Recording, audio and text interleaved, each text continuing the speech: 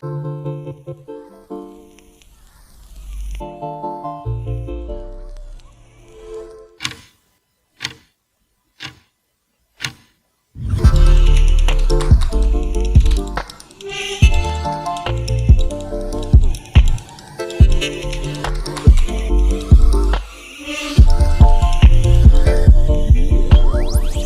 guys, how's it going? Now this right here is the Mi Watch Revolve, the watch that I've been waiting for a very long time from the house of Xiaomi.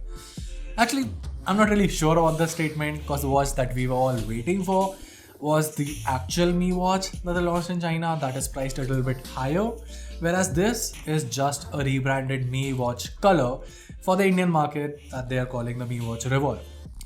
Nothing new to be expected from Xiaomi, but let's leave the criticism apart and talk about the watch in itself. As an individual product, the Mi Watch Revolve is one of the best smartwatches out there on the market. But here's the thing, when you look at the competition, does the watch do enough to justify its price tag of rupees 10,000? Sort of, kind of, I guess. I mean, I have divided opinions on this and let me share all of that with you guys. This is Varun from Guiding Tech and you're watching my in-depth review of the Mi Watch Revolve and whether you should buy it or not. Let's get started.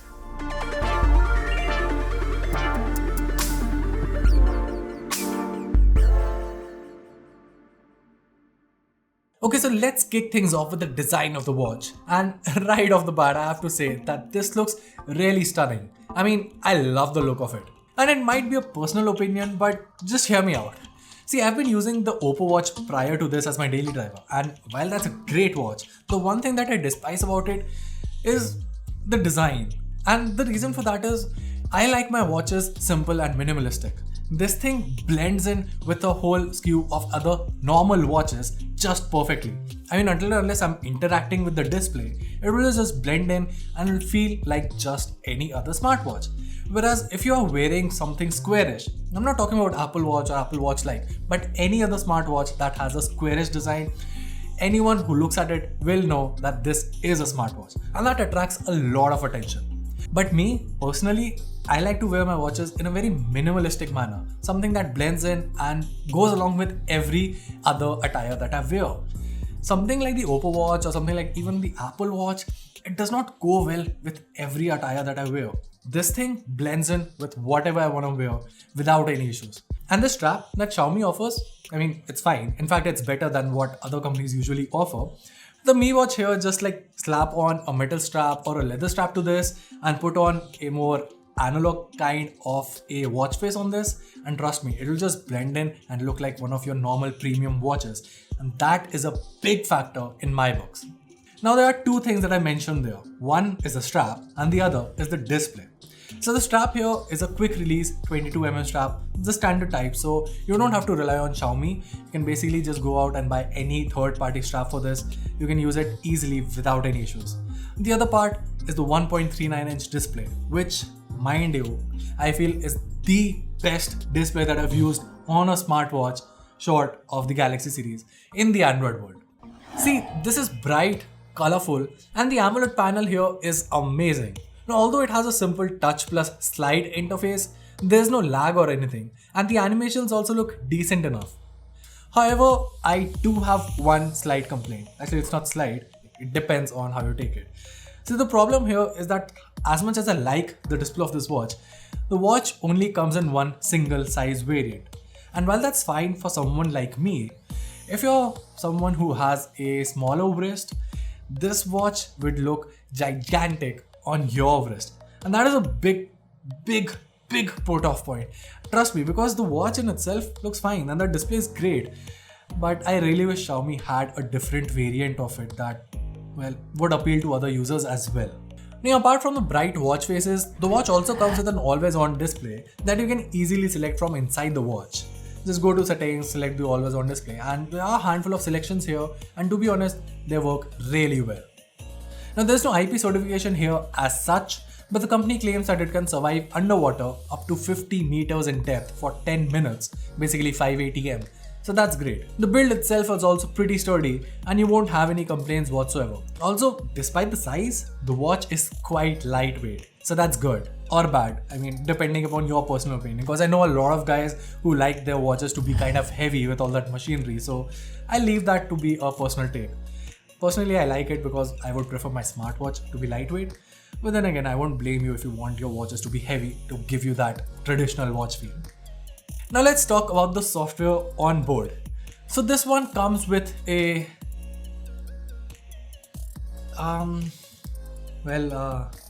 Xiaomi actually did not give it a proper name. So let's just call it a non-Google Wear OS watch.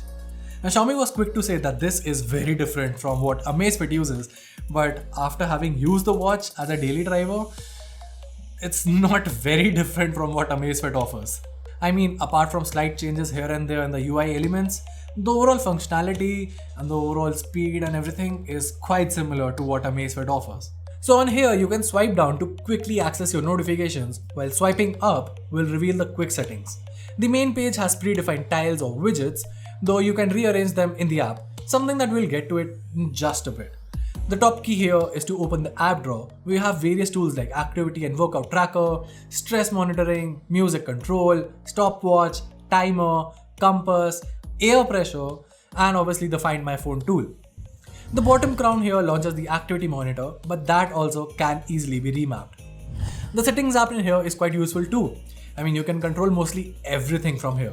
Change the brightness settings, set heart rate monitoring to active or something else, adjust the vibration settings, pretty much everything.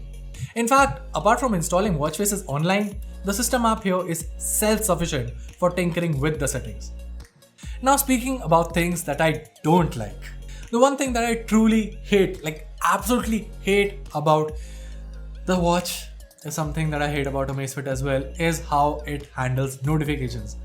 Now if you've seen my review about the Amazfit GTS from here, you'll know that notifications are something that I care a lot about, and you'll know where this video is going. This thing does not handle notifications very well. In fact, it basically mirrors all the notifications on your lock screen, and that's about it.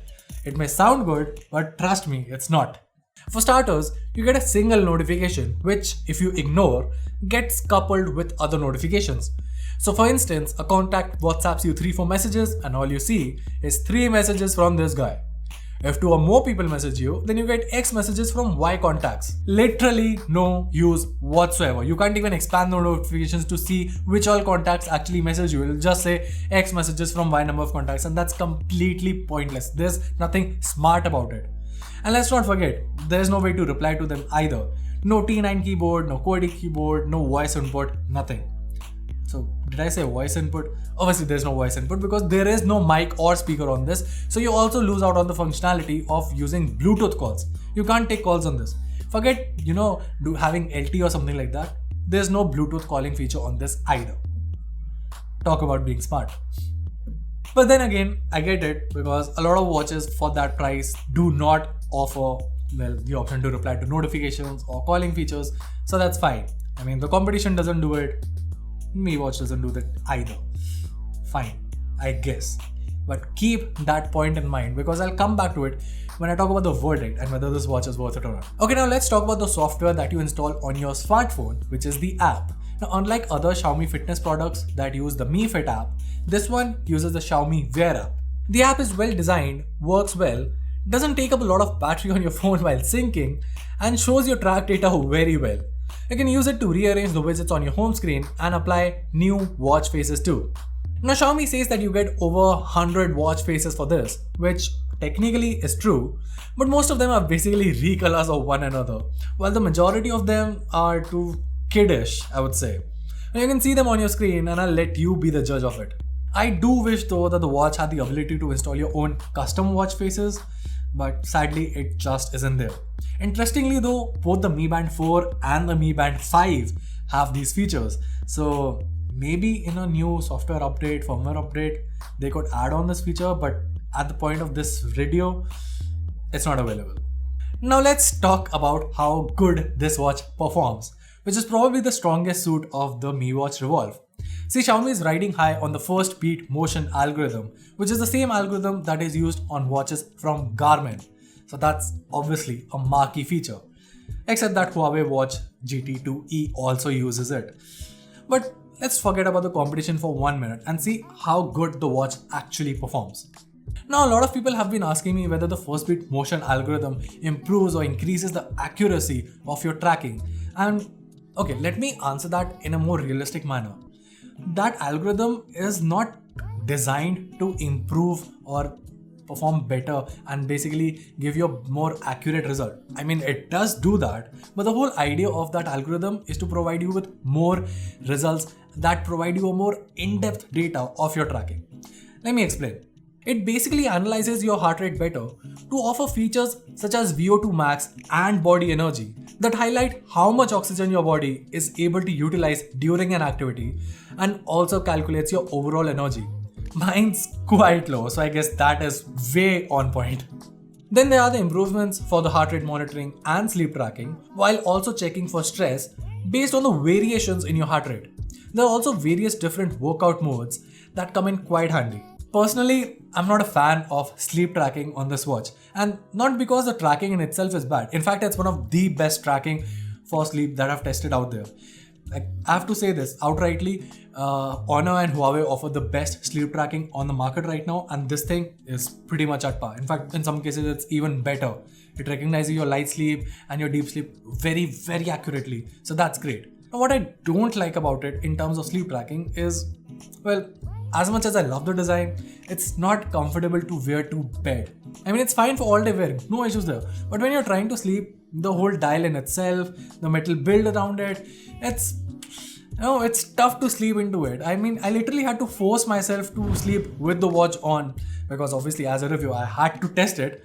But I don't know how many people will use a watch for that. Because when you're basically using something for tracking your sleep, it's better to go for a band, because that is something that you wear and you forget that you even have on your wrist. This is something that you know actively, consciously, when you're trying to sleep, that okay, I'm wearing something on my hand. And that kind of pinches me. And for someone who's as restless as I am, trying to sleep with this thing on is kind of tough. Also, while on the topic of sleep, interestingly, this thing cannot recognize naps in daytime. Funny enough, the Mi Band 5 can do that. This thing can't. First bit algorithm for you. I'm sure it can be used to recognize it. Xiaomi hasn't really tuned it. They could, and we've seen software updates improve features, and I can totally see Xiaomi rolling out a new software update so that it can recognize your daytime naps. So yeah, but once again, right now it does not do that. Now, in my day-to-day usage, I've been loving the watch. The tracking is exceptionally great. It's quite comfortable to wear. The watch faces, even though they are mostly copies of one another, are still good. I mean, you still have a lot of variety to choose from, and I've been really liking the watch so far. The battery life on this thing is great too.